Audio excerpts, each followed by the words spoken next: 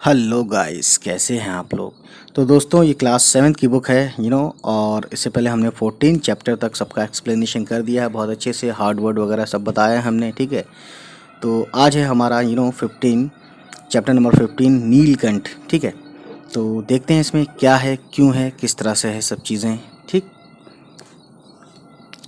उस दिन एक अतिथि को स्टेशन पहुंचाकर मैं लौट रही थी कि चिड़ियों और खरगोशों की दुकान का ध्यान आ गया और मैंने ड्राइवर को उसी ओर चलने का आदेश दिया।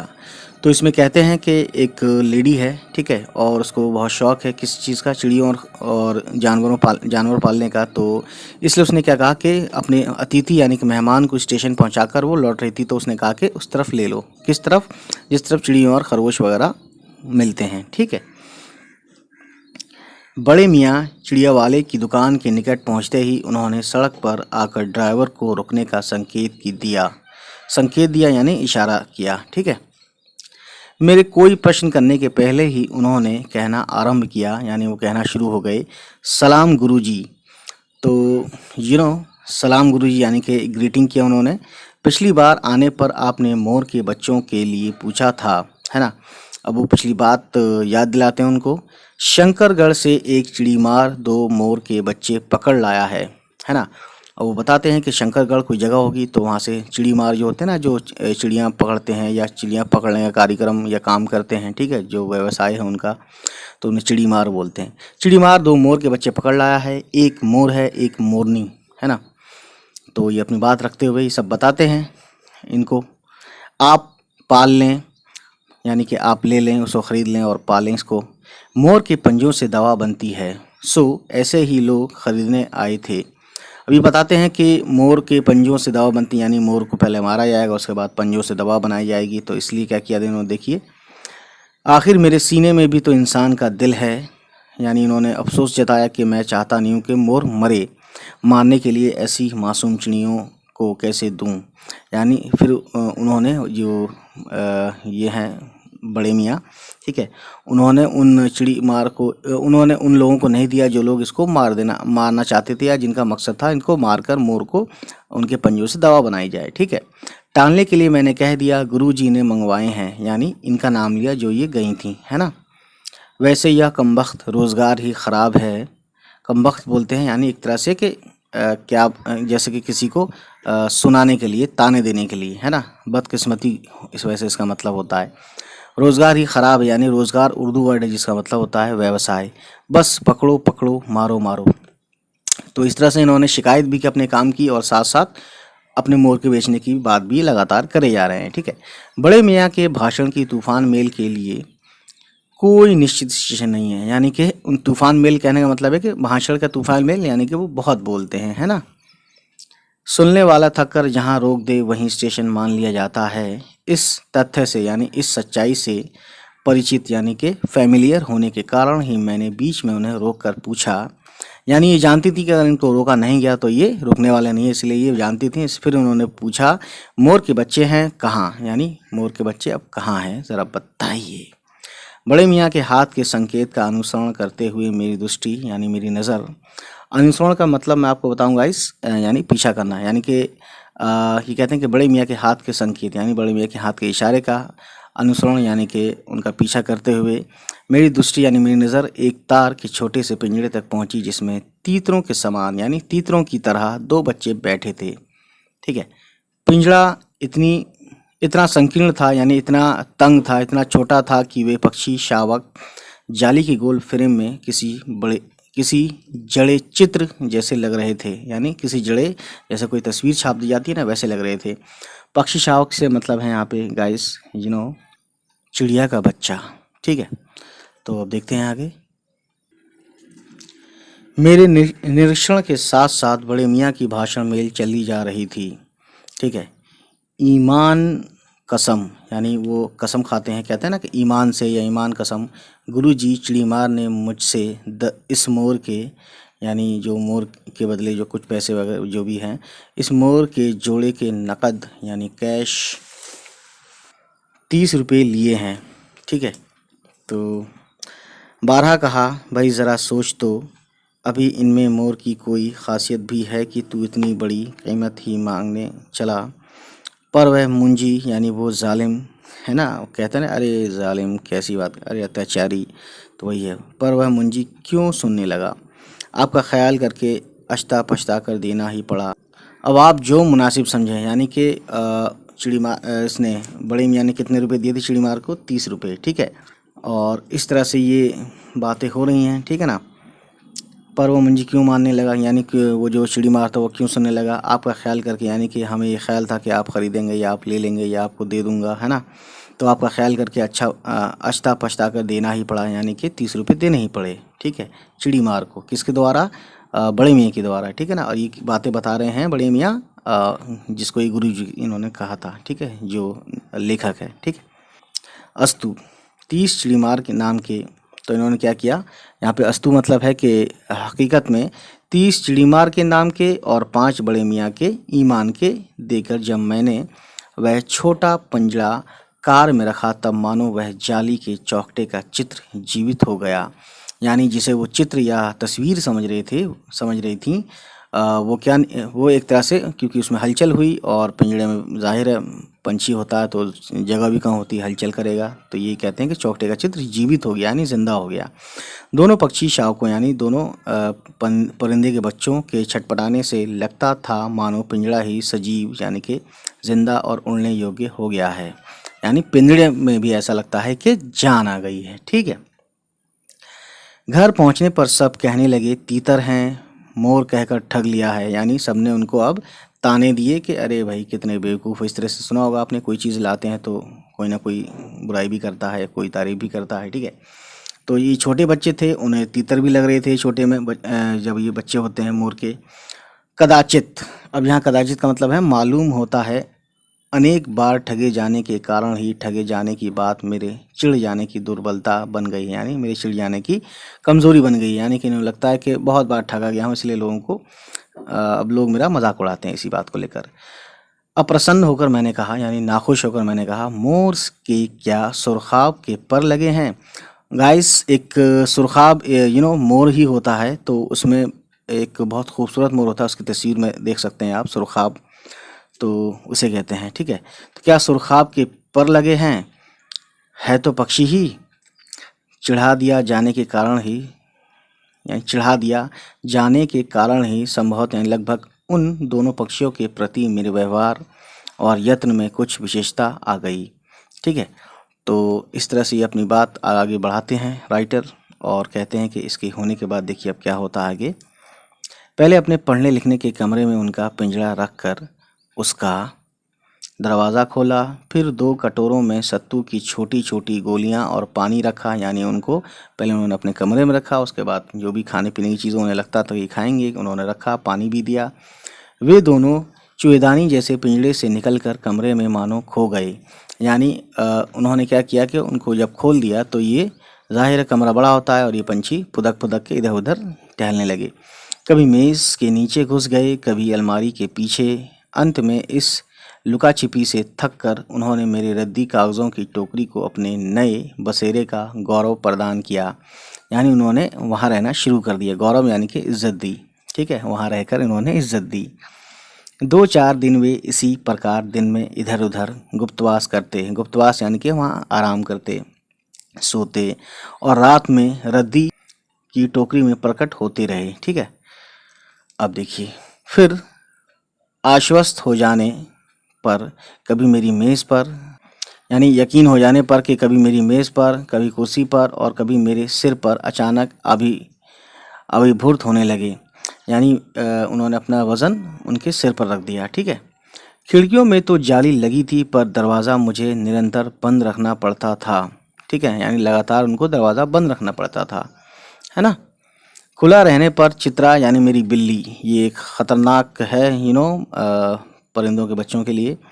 तो मेरी बिल्ली इन नवांगतों का पता लगा सकती थी, यानी इन बच्चों का, यानी जो परिंदों के बच्चे हैं, पंछी बच्चे हैं मोर के, उनका पता लगा सकती थी। और तब उसके शोध का क्या परिणाम होता, यानी वो जो फिर उनके साथ करती, वो तो आप समझ सकते हैं, यानी खा जाती, जाहिर है बिल्ली तो खा जाती। यह अनुमान करना कठिन नहीं है। है ना, और ये अंदाज़ा लगाना भी बहुत आसान है कि बिल्ली क्या करती है। ठीक है जी। वैसे वह चूहों पर भी आक्रमण नहीं करती। अभी कहते हैं, अब इसकी तारीफ करते हैं कि हालांकि वो चूहों पर आक्रमण नहीं करती, जबकि बिल्ली चूहों का आप जानते हैं शुरू से ही। परंतु यहाँ तो दो सर्वथा अपरिचित पक्षियों की अनाधिकार चेष्टा का प्रश्न था। सर्वथा का मतलब होता है guys, you know that very well, है ना, यानी बिल्कुल। सर्वथा यानी बिल्कुल अपरिचित, यानी कि अनफेमिलियर पक्षियों की अनाधिकार चेष्टा। ठीक है, तो अनैतिक चेष्टा का मतलब ज़ोर ज़बरदस्ती का वो था, यानी कि दो बिल्कुल अननोन थे ये दोनों पंछियाँ, और इन दोनों की ज़ोर ज़बरदस्ती का मामला था। ठीक है, उसके लिए दरवाज़ा बंद रहे और ये दोनों उसकी दृष्टि में, यानी उसकी नज़र में, अरे गहरे मेरी मेज़ को अपना सिंहासन बना लें।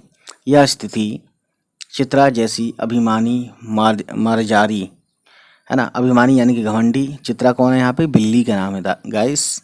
ठीक है, तो अभिमानी यानी कि घमंडी मारजारी के लिए, यानी घमंडी बिल्ली के लिए असा ही कही जाएगी। ठीक है, तो ये कहते हैं असा ही कही जाएगी। असा यानी कि क्या बोलते हैं, सताने वाले को। ठीक है, असा ही कही जाएगी यानी सताने वाली कही जाएगी, यानी परेशान करने वाली। ठीक है, देखते हैं पेज पर, नेक्स्ट पेज पर। जब मेरे कमरे का कायाकल्प बोलते हैं एक तरह से कि किसी चीज़ को नए सिरे से बनाना। जब मेरे कमरे का कायाकल्प चिड़ियाखाने के रूप में होने लगा, तब मैंने बड़ी कठिनाई से दोनों चिड़ियों को पकड़कर जाली के बड़े घर में पहुंचाया, यानी जो जिसमें पंछी रखे जाते हैं ना, जालीदार जो होता है, जो मेरे जीव जंतुओं का सामान्य निवास है यानी उनका घर है। ठीक, दोनों नवयांगतों, यानी जो दोनों नए नए न्यू कमर्स थे, है ना, दोनों नवागंतुकों यानी न्यू कमर्स ने पहले से रहने वालों में वैसा ही कुतूहल जगाया जैसा नववधु के आगमन पर परिवार में स्वाभाविक है। यानी कि उन्होंने उसी तरीके से शोर शराबा या उसी तरीके से माहौल बनाया, है ना, क्यूरियोसिटी दिखाई, जैसे कि नववधु यानी कि किसी दुल्हन के आने पर परिवार में एक नॉर्मली होता है। ठीक है, लक्का कबूतर नाचता, यानी अब एक कबूतर का नाम है लक्का कबूतर नाचना छोड़कर दौड़ पड़े और उनके चारों ओर घूम घूम कर गटर की रागनी अल्लापने लगे। ठीक है, यानी कि वो अपनी भाषा में उनका एक तरह से स्वागत करने लगे, या उन्हें एक तरह से कोई नई चीज़, नया मेहमान आया तो उसके लिए उन्होंने नाचना और ये सब चीज़ गुडरुंगू वगैरह रागनी, यानी कि उसकी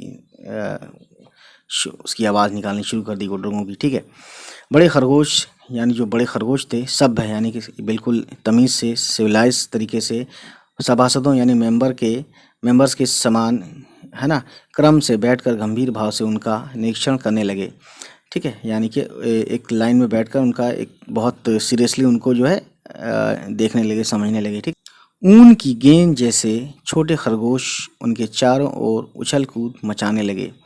ठीक है, तोते मानो भली भांति देखने के लिए एक आंख बंद करके उनका परीक्षण करने लगे, है ना, तो सब ऑब्जर्वेशन में उनको ले रहे हैं, सब देख रहे हैं कि ये कौन है, क्या मामला है इनका, ये नए मेहमान का, सब चीज़ें है, होता है ना, कोई भी देखता है, समझने की कोशिश करता है पहली नज़र में, तो वही ये सब जो दूसरे उनके मेंबर्स थे जाली में रहने वाले, वो सब इसको देख रहे थे, मोर के बच्चों को। ठीक है, उस दिन मेरे चिड़ियाघर में मानो भूचाल आ गया, यानी कि एकदम से कोहराम मच गया। ठीक है, धीरे धीरे दोनों मोर के बच्चे बढ़ने लगे, यानी कि बड़े होने लगे। उनका कायाकल्प वैसा ही क्रमश, यानी कि रेगुलरली, ऑर्डरली, है ना, क्या कायाकल्प यानी कि उनकी जो बदलती तस्वीर थी, है ना, क्या हुआ, ऑर्डरली में, यानी कि धीरे धीरे और रंगमय था, जैसे इल्ली से तितली का बनना। इल्ली बोलते हैं एक तरह से, इल्ली जो है कीड़ा से, यानी कि कीड़े से तितली का बनना, तो आप समझ सकते हैं, मॉथ जो आपने पढ़ा है, ठीक है, साइंस में, वही चीज़ ये बता रहे हैं यहाँ पे। मोर की सिर की कलगी बोलते हैं एक तरह से, जो परिंदे के ऊपर ताज होता है ना, उसे बोलते हैं मोर की सिर की कलगी। और सघन, यहाँ पे सघन का मतलब होता है गाइस, ठोस। ठीक है ना, तो सघन यानी ठोस, ऊंची तथा चमकीली हो गई। चोंच यानी जो चोंच है अधिक बंकिम और पैनी हो गई, है ना, तो यहाँ बंकिम है यानी कि तिरछी हो गई। गोल आँखों में इंद्रिनी की नीलाभ धोती झलकने लगी, यानी उसकी जो गोल गोल आँखें थीं, ठीक है, उसमें क्या हुआ, वर्षा की देवी, इंद्रिनी बोलते हैं एक तरह से वर्षा की देवी। ठीक है, तो वर्षा की देवी जो होती है ना, उन आंखों में क्या झलकने लगी? वर्षा की देवी झलकने लगी। वर्षा की देवी की नीलाभ यानी कि आकाश, है ना, की धुती झलकने लगी। लंबी झील हरित ग्रीवा की हर भंगिमा में धूप छाई तिरंगे उठने गिरने लगी। ठीक। तो यहाँ पे हरित ग्रीवा, हरित मतलब होता है नीला, नील मतलब नीला, हरित मतलब हरा, ग्रीवा मतलब होता है गर्दन। ठीक है।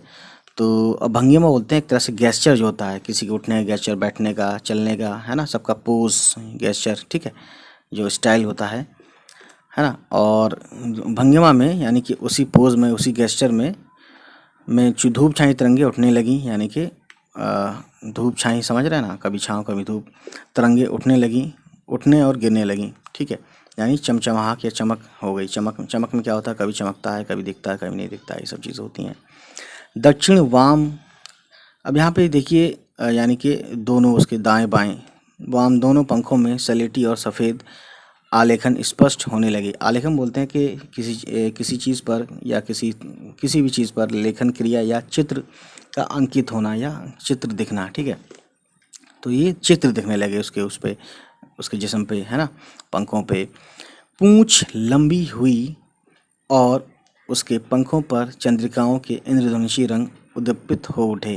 यानी उसकी जब पूँछ लंबी हुई तो क्या हुआ? उसके पूँछों पर चंद्रिकाओं यानी कि जो चांदनी होती है ना, चांद, उसका डिज़ाइन उसके उस पर दिखा, है ना। और इंद्रधनुषी रंग यानी जो बैंगनी रंग था वो भी क्या हो उठा? वो भी सामने आने लगा, यानी चमकता हुआ सामने आया, दिखा सबको। रंग रहित यानी रंगों से यानी कि रंग नहीं होना। अब देखिए एक चीज़ मैं बताऊं यहाँ पे, रंग रहित यानी कि जिसमें कोई रंग ना हो, बेरंग बोलते हैं, जिसे उर्दू में बेरंग बोलेंगे या हिंदी में रंग रहित। रंग रहित पैरों को गर्वीली गति ने एक नई गरिमा से रंजित कर दिया। अब देखिए ये बहुत इंपॉर्टेंट चीज़ है। क्या होता है कि मोर के जो होते हैं, मोर के पैर जो होते हैं वो सबसे ख़राब माने जाते हैं। बाकी मोर बहुत खूबसूरत होता है लेकिन पैर इनके उतने ही बदसूरत होते हैं, ये कहते हैं लोग, कहने वाले।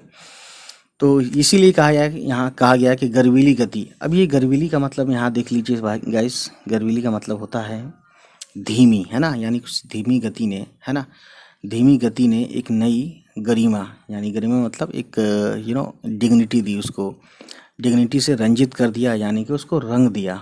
ठीक है। उसका गर्दन ऊंची कर देखना, यानी कि समझ सकते हैं मोर ऊंची गर्दन करके देखता है और काफ़ी भाता है लोगों को देखने में। विशेष भंगिमा यानी विशेष जो पोस्चर, उसका गेस्चर है, उसका चलने फिरने दिखने का। ठीक है, या खड़े रहने का। विशेष भंगिमा के साथ उसे नीची कर दाना चुगना, पानी पीना, टेढ़ी कर शब्द सुनना। ठीक है, तो गर्दन टेढ़ी करके वो सुनता भी है बहुत सी चीज़ें। तो देखा होगा आपने, परिंदों में ये होता है, बड़े हलचल मचाते हैं वो, जहाँ भी बैठे रहते हैं इधर उधर देखते रहते हैं हर वक्त। तो इस तरह से उसके चाल ढाल की और रहन सहन की बात की जा रही है यहाँ पे, है ना। सुनना आदि क्रियाओं में जो सुकुमारता और सौंदर्य था, यहाँ सुकुमारता का मतलब है स्वीटनेस, जो मधुरता थी, स्वीटनेस थी, है ना, मिठास थी। और सौंदर्य था यानी जो सुंदरता थी, खूबसूरती थी, उसका अनुभव यानी उसका एक्सपीरियंस देखकर ही किया जा सकता है। गति का चित्र नहीं आंका जा सकता, यानी कि जो रफ्तार होती है ना, उसका कोई तस्वीर नहीं होती रफ्तार की। तो देखिए, मोरनी का विकास मोर के समान चमत्कारिक तो नहीं हुआ। यानी अब यहाँ पे एक चीज़ सुनिएगा कि मोरनी और मोर जो है, वैसे देखिए फीमेल हर जगह खूबसूरत होती है, लेकिन देखिए यहाँ पे मोर खूबसूरत होता है मोर और मोरनी के बीच में, और मोरनी जो है खूबसूरत नहीं होती। तो यही बात यहाँ भी कहने की कोशिश की गई है। तो कहते हैं कि मोरनी का विकास मोर के समान यानी मोर की तरह चमत्कारिक तो नहीं हुआ, परंतु अपनी लंबी धूपछाई गर्दन, यहाँ धूपछाई से मतलब है कि चमकती हुई, या कहीं पे गाढ़ा रंग है यानी कि अंधेरा रंग है, कहीं पे चमकता हुआ रंग है। तो धूपछाई गर्दन हवा में चंचल कलगी। ठीक है, पंखों पर कलगी, वही ताज जो होता है सिर पे इनके परिंदों के, पंखों की श्याम श्वेत पत्रलेखा, यहाँ पे यानी श्याम श्वेत पत्रलेखा, श्याम श्वेत बोलते हैं गाइस, श्याम श्वेत यानी कि ब्लैक और वाइट। ठीक है, पत्रलेखा यानी जो चीज़, एक तरह से आप समझ लीजिए कि हुर्फ या अल्फ़ाबेट्स। मंथर, यहाँ मंथर का मतलब बताना चाहूँगा गाइस, सुस्त। मंथर गति यानी सुस्त गति आदि से वह भी मोर की उपयुक्त सहचारणी होने का प्रमाण देने लगी। है ना, प्रमाण यानी कि प्रूफ, और सहचारिणी का मतलब होता है दोस्तों एक तरह से उसका मेट यानी कि उसके साथ में रहने वाली, ठीक है, उसका प्रमाण देने की उसके साथ में रहती है ना। उसके बाद देखिए नीलाभ ग्रीवा, यहाँ नीलाभ का मतलब होता है दोस्तों नीली, और ग्रीवा मतलब गर्दन। नीली गर्दन के कारण, ठीक है ना, मोर का नाम रखा गया नीलकंठ। तो ये अपने आप में एक बड़ी बात है, नीलकंठ जो है यहाँ पे मोर का नाम है, ठीक है। और उसकी छाया के समान रहने के कारण मोरनी का नामकरण हुआ राधा, यानी कि राधा तो उसके हर वक्त साथ रहती थी, तो इसलिए उसका नाम राधा रखा गया, और नीलकंठ मोर का नाम रखा गया। मुझे स्वयं यानी मुझे खुद पता नहीं था, यानी ज्ञात मतलब पता होना। मुझे स्वयं ज्ञात नहीं कि जब नीलकंठ ने अपने आप को चिड़ियाघर के निवासी जीव जंतुओं का, यानी जो उनके चिड़ियाघर में रहते थे जीव जंतु, दूसरे जानवर और पंछी, निवासी जीव जंतुओं का सेनापति और संरक्षक नियुक्त कर लिया। तो ये कहते हैं कि नीलकंठ ने अपने आप को क्या किया, एक तरह से सेनापति बन गया है, ठीक है, सिपह सालार जिसे बोलते हैं। सवेरे ही वह सब खरगोश, कबूतर आदि की सेना एकत्र यानी मिलकर उसको उस ओर ले जाता जहाँ दाना दिया जाता है, और घूम घूम कर मानो सबकी रखवाली करता रहता। तो कुछ क्वालिटीज़ भी बताई जा रही हैं, अगर इसने अपने आप को सेनापति बनाया तो वो क्वालिटीज़ भी इसके अंदर थी, है ना। किसी ने कुछ गड़बड़ की और वह अपने तीखे चंचू प्रहार से उसे दंड देने दौड़ता। चंचू प्रहार यानी कि चोंच के जो प्रहार होते हैं, ठीक है। खरगोश के छोटे बच्चों को वह चोंच से उनके कान पकड़कर ऊपर उठा लेता, ठीक है ना, था, यानी कि इतनी उसके अंदर जान थी, ये बताने की कोशिश की जा रही है, ठीक है गाइस। और जब तक वे आद क्रंदन ना करने लगते, यानी आद क्रंदन का मतलब है कि दर्द भरी आवाज़ में चीखना, यानी दर्द भरी आवाज़ में ना चीखने लगते, है ना, आद क्रंदन ना करने लगते, उन्हें उधर अधर में यानी कि बीच में लटकाए रहता, अधर में लटकाए रखता, ठीक है। कभी कभी उसकी पैनी चोंच से खरगोश के बच्चों का कर्णवेद संस्कार हो जाता। कर्णवेद संस्कार मैं आपको बता दूं कि ये एक प्रक्रिया है जिसमें कान छिदवाए जाते हैं, ठीक है, ठीक है, हो जाता था। पर वे फिर कभी उसे क्रोधित होने का अवसर ना देते थे, यानी जिसको उसने एक बार सबक दे दिया वो उससे दूर रहते थे, वो संभल के रहते थे। दंड विधान, यानी कि दंड विधान का मतलब समझ सकते हैं, सज़ा देने का जो कानून है। दंड विधान के समान ही उन जीव जंतुओं के प्रति उसका प्रेम भी असाधारण था, यानी कि जिस तरह से वो सज़ा भी देता था उसी तरह से वो उनको प्रेम भी करता था, मानता था, ठीक है। प्राय यानी अक्सर वह मिट्टी में पंख फैलाकर बैठ जाता और वे सब उसकी लंबी पूंछ और सघन, यानी कि सघन मतलब होता है बहुत वैसा, है ना, सघन यानी घना सघन पंखों में छुआ छुअल सा खेलते रहते, ठीक है, यानी उसके इर्द गिर्द खेलते रहते।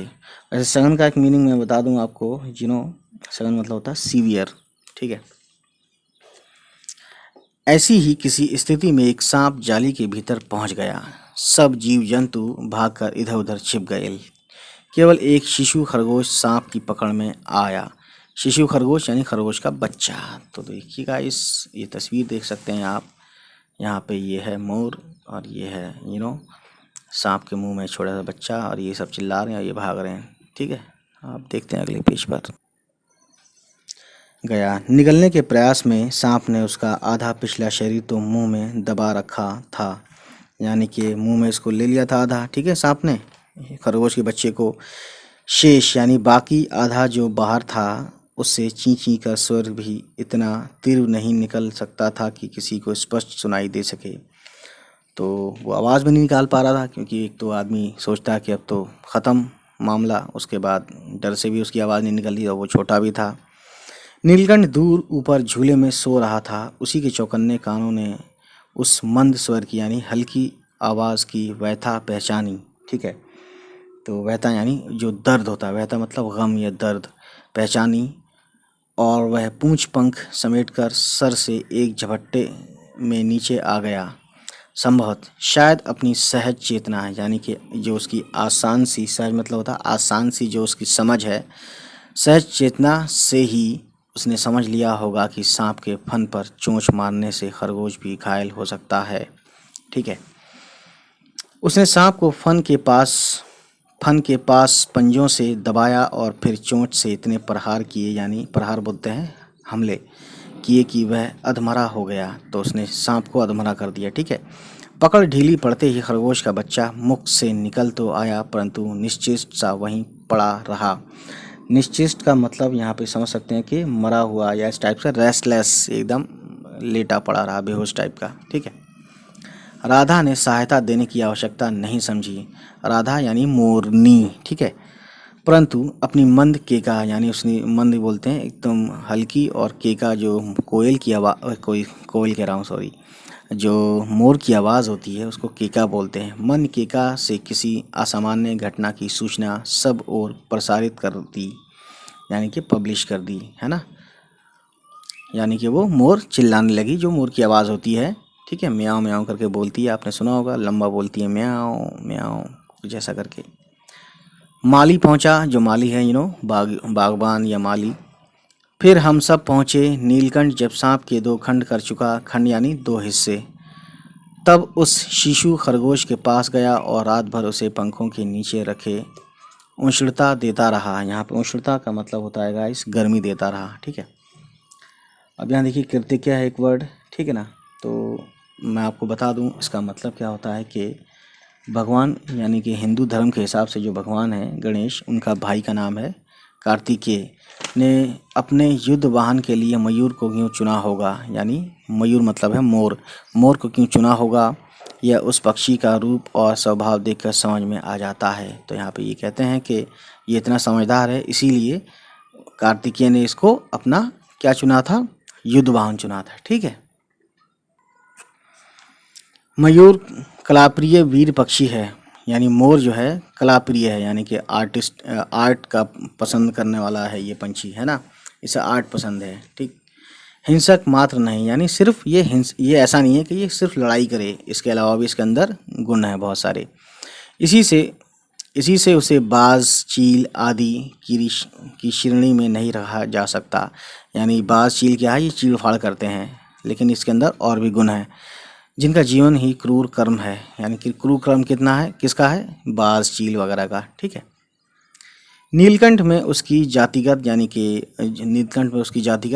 जो उसकी जाति थी, कास्ट थी, ठीक है, विशेषताएं तो थी ही, उनका मानवीकरण भी हो गया था, यानी कि उसके अंदर इंसानियत भी आ गई थी। ठीक है।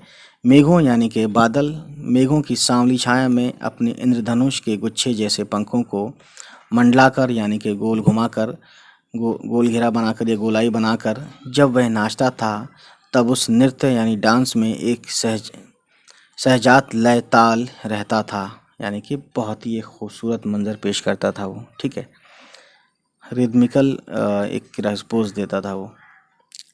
ठीक। आगे पीछे दाहिने बाएं क्रम से घूमकर वह किसी अलक्ष्य सम पर ठहर जाता था। ठीक है। अलक्ष्य बोलते हैं नॉन टारगेट, सम मतलब सरफेस या बराबर की जो जगह होती है। ठीक है। राधा नीलकंठ के समान नहीं नाच सकती थी, परंतु उसकी गति में भी एक छंद रहता था। यानी राधा जो थी, यानी मोरनी जो थी, वो उसकी तरह उतनी गुणवान नहीं थी। ठीक है। लेकिन फिर भी उसमें कुछ तो था ही। वह नृत्यमग्न नीलकंठ की दाहिनी ओर के पंख को छूती हुई बाईं ओर निकल आती थी। ठीक है। तो वो कुछ ज़्यादा कुछ खास नहीं करती थी। नृत्य मगन का मतलब है कि जो डांस में मगन है, नीलकंठ। ठीक है। नीलकंठ मोर का नाम है यहाँ पे। ठीक है ना। निकाल आती थी और बाएं पंख को स्पर्श कर दाहिनी ओर, है ना, बस स्पर्श करके इधर उधर रख के बस इधर करती थी वो, ज़्यादा डांस वांस अच्छा नहीं करती थी वो। ठीक है। इस प्रकार उसकी परिक्रमा में भी एक पूरक ताल परिचय मिलता था। यहाँ परिक्रमा का मतलब मैं आपको बता दूंगा, इस सर्किल बोलते हैं या क्षेत्र बोलते हैं। ठीक है। मंडली बोलते हैं। तो उसकी परिक्रमा यानी उसकी मंडली में भी एक पूरक ताल परिचय मिलता था। ठीक है। तो इस तरह से हमें ये पता चलता है कि इनके अंदर काफ़ी विशेषताएं होती हैं। और पूरक मतलब होता है एडिशनल। ठीक है। नीलकंठ ने कैसे, देख सकते हैं गाइस, ये हैं राइटर, और इन्होंने एक तरह से इसको देख के समझ सकते हैं यही मोर है और ये मोरनी है। ठीक है ना। समझ लिया कि उसका नृत्य यानी उसका डांस मुझे बहुत भाता है। यह तो नहीं बताया जा सकता, परंतु अचानक एक दिन वह मेरे जाली घर के पास पहुंचते ही अपने झूले से उतरकर नीचे आ गया और पंखों का सतरंगी मंडलाकर छाता तानकर नृत्य की भंगिमा यानी डांस की पोज या गेस्चर में खड़ा हो गया। तब से यह नृत्य भंगिमा नित्य का क्रम बन गई, यानी ये लगातार चलता ही रहा। प्राय, ठीक है, यानी अक्सर मेरे साथ कोई ना कोई देशी विदेशी अतिथि यानी मेहमान भी पहुंच जाता था और नीलकंठ की मुद्रा को अपने प्रति सम्मानपूर्वक समझकर विस्मयाभिभूत हो उठता था। ठीक है,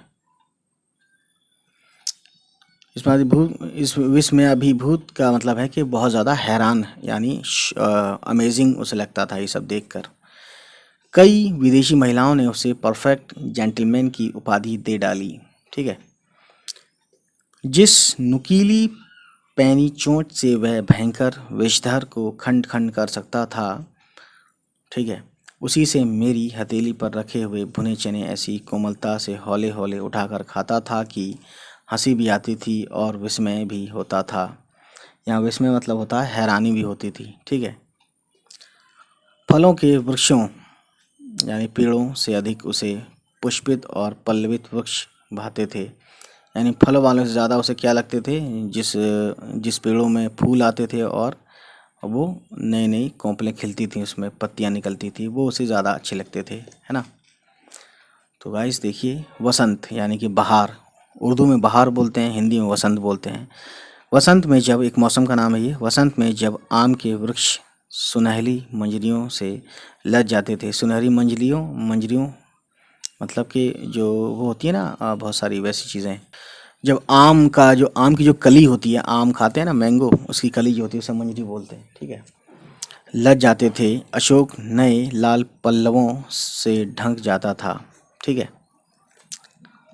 तब जालीघर में वह इतना अस्थिर होता, यानी कि अस्थिर का मतलब आप समझ लीजिए कि अनस्टेबल, यानी कि बहुत ज़्यादा वो हो जाता था, ये इधर उधर करता था ये। ठीक है, घूमता दौड़ता चहलता, ठीक है, अस्थिर होता कि उसे बाहर छोड़ देना पड़ता।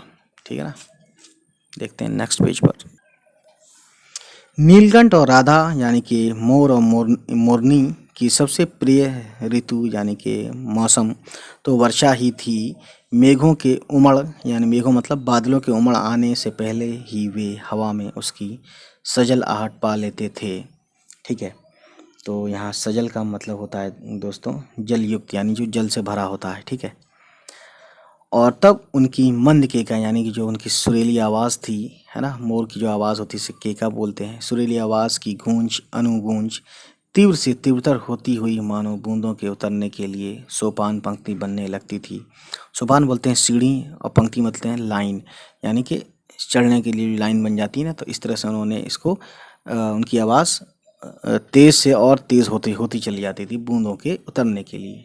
ऐसा लगता था कि वो बूंदों के उतरने के लिए सीढ़ी बन रहे हैं उनकी आवाज़ें। ठीक है, मेघ के गर्जन यानी बादलों की जो आवाज़ है, गरजना जो होता है ना, मेघ के गर्जन के ताल पर ही उसके तन्मय नृत्य। ठीक है, यहाँ पे तन्मय का मतलब मैं आपको बता दूंगा इस, ठीक है ना।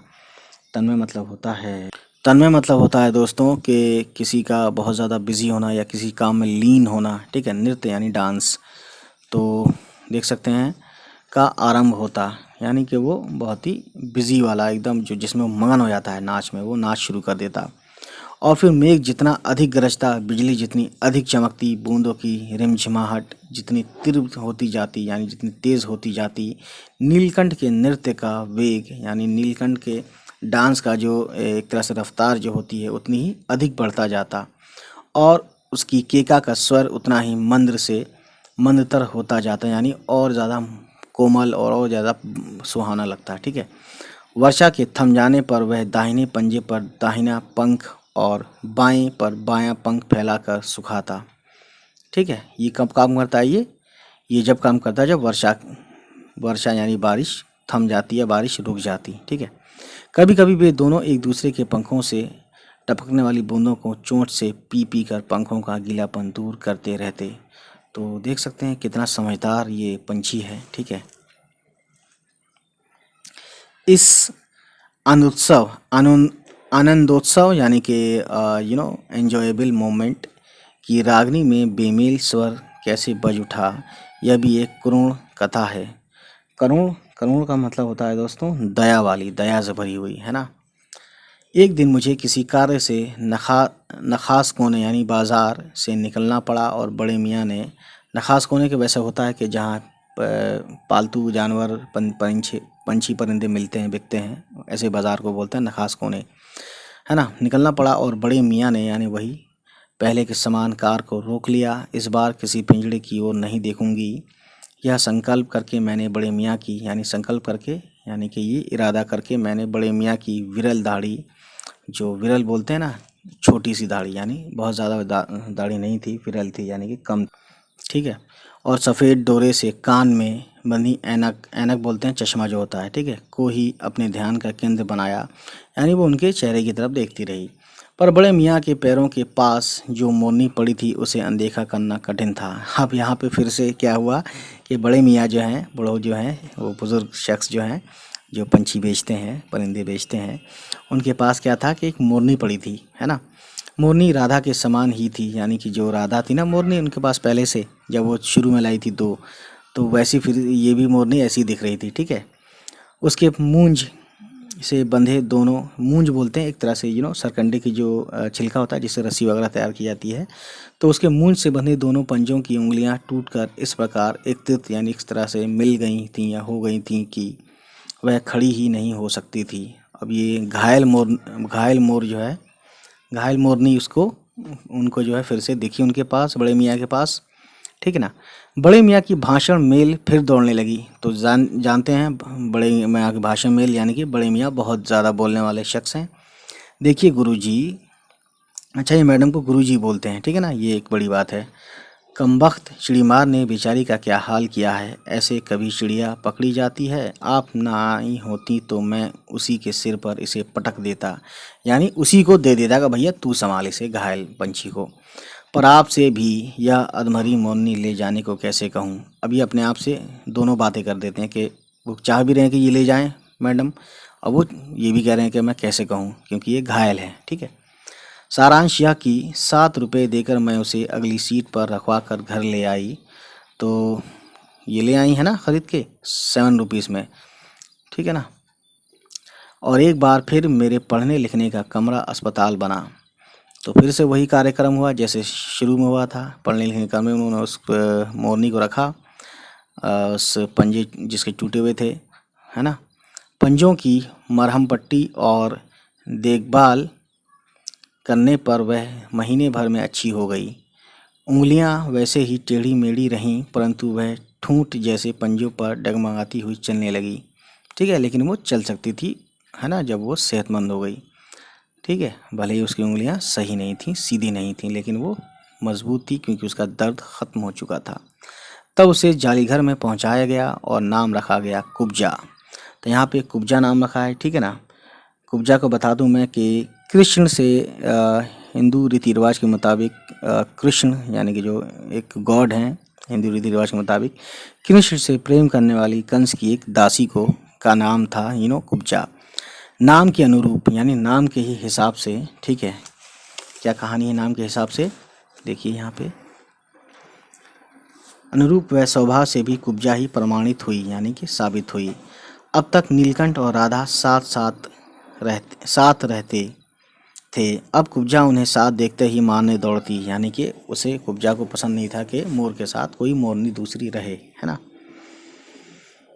चोंच से मार मार कर उसने राधा की कलगी नोच डाली, यानी जो सर पे ताज होता है उसको बुरा लगता था कि वो मोर के साथ रहे, हालांकि वो पहले से रहती थी राधा, ठीक है, लेकिन इसको बुरा लगता था। पंख नोच डाले। कठिनाई यह थी कि नीलकंठ उससे दूर भागता था और वह उसके साथ रहना चाहती थी, ठीक है। न किसी जीव जंतु से उसकी मित्रता थी, न वह किसी को नीलकंठ के समीप आने देना चाहती थी।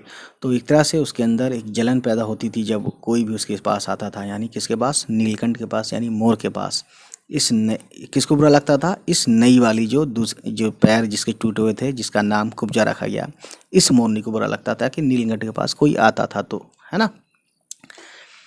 ठीक उसी बीच राधा ने 2 अंडे दिए। तो यहाँ कहानी शुरू होती है एक नए दौर की, जिनको वह पंखों में छिपाए बैठी रहती थी। पता चलते ही कुब्जा ने चोंच मार मार कर राधा को ढकेल दिया। अब देखिए यहाँ पे ख़तरा हो गया। ढकेल दिया और फिर अंडे फोड़कर ठूंठ जैसे पैरों से सब और छितरा दिए। तो इसने देखिए कितना नुकसान किया उसका, उसके बच्चों को भी मार दिया, यानी अंडे तोड़ दिए, फोड़ दिए, फेंक दिए, है ना। इस कोलाहल यानी इस लड़ाई शोर शराबा से और उससे भी अधिक राधा की दूरी से बेचारे नीलकंठ की प्रसन्नता का अंत हो गया।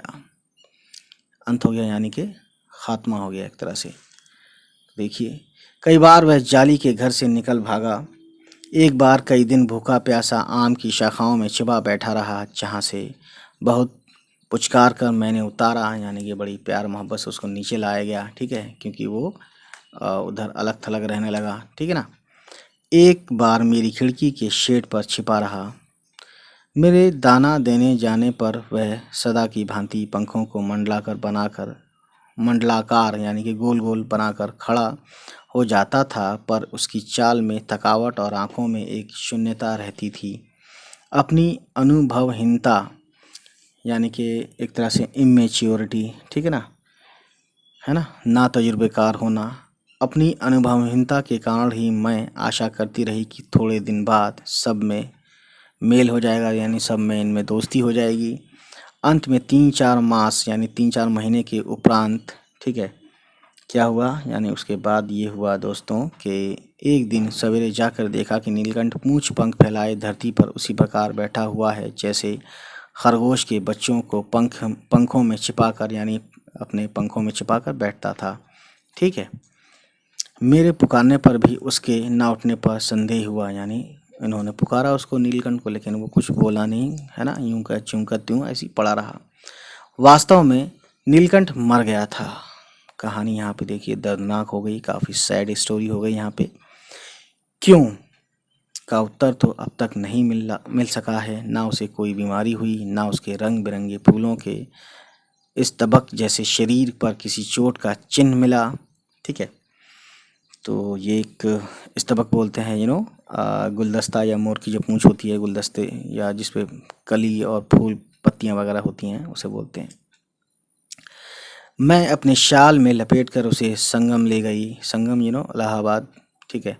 जब गंगा की बीच धार में उसे प्रवाहित किया गया, तब उसके पंखों की चंद्रिकाओं यानी कि जो चांद की जो तस्वीरें थीं उसके पंजों पर, उसके पंखों पर, उसके परों पर से प्रतिबिंबित होकर, ठीक है, बिंबित प्रतिबिंबित यानी कि जो रिफ्लेक्शन होकर गंगा का चौड़ा पाट एक विशाल मयूर के समान तरंगित हो उठा, ठीक है।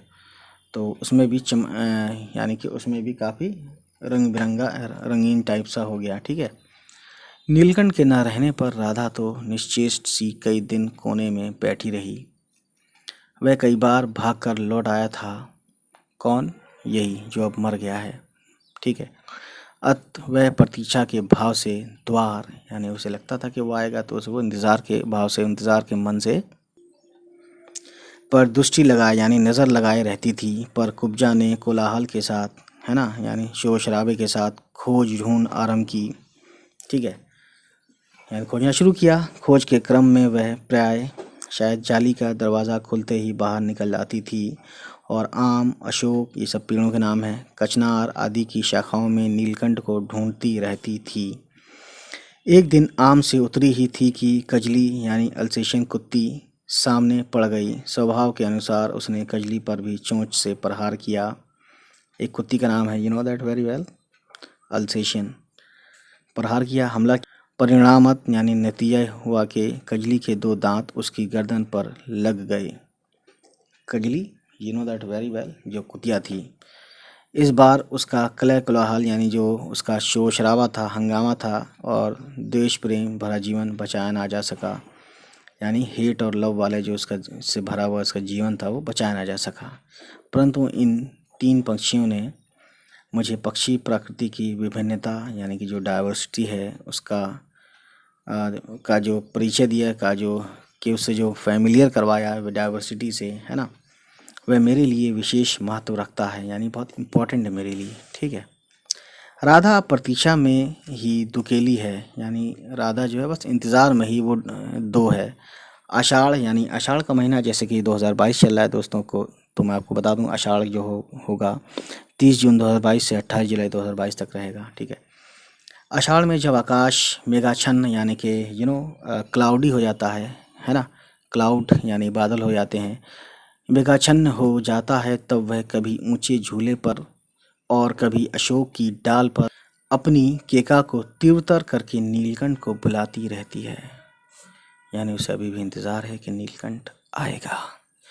तो ये लिखा था महादेवी वर्मा साहिबा ने, तो ये काफ़ी फेमस हैं और काफ़ी अच्छी कहानी है ये। तो दोस्तों उम्मीद करता हूँ आपको ये कहानी ज़रूर समझ में आई होगी, पसंद आई होगी।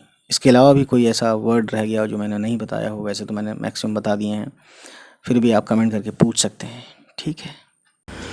उम्मीद है गाइस ये वीडियो आपको पसंद आई होगी, और अगर पसंद आई तो प्लीज़ हमारे चैनल को सब्सक्राइब कीजिएगा और उन तक पहुँचाइए जिनको इस वीडियो को देखने की ज़रूरत है। चलिए मिलते हैं, बाय बाय, टेक केयर।